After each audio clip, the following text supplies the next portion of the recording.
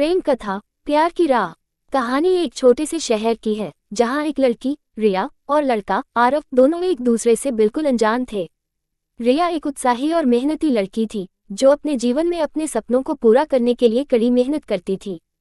वह एक कॉलेज में पढ़ाई करती थी और अपनी लाइफ में किसी तरह का रोमांस या रिलेशनशिप नहीं चाहती थी।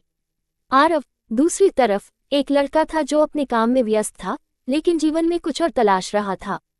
वह एक छोटे से कैफे में काम करता था जहां रिया अक्सर अपने दोस्तों के साथ आती थी। एक दिन रिया अपने दोस्तों के साथ कैफे आई।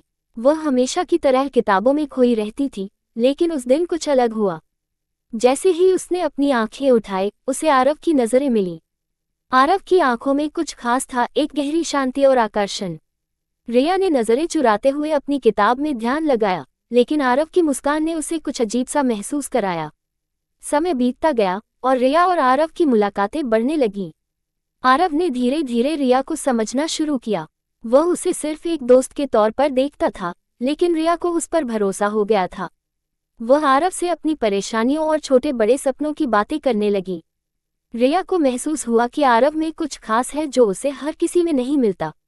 उसकी समझदारी, उसकी शांतिपूर्ण मुस्कान और उसकी सरलता ने रिया का दिल छू लिया।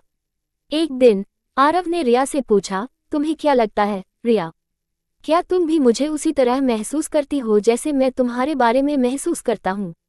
रिया कुछ पल चुप रही, उसकी आंखों में एक अनकही सी बात थी। वह आरव के सवाल का जवाब देने में संकोच कर रही थी क्योंकि उसे डर था कि अगर उसने सही से जवाब नहीं दिया तो वह खो सकता है।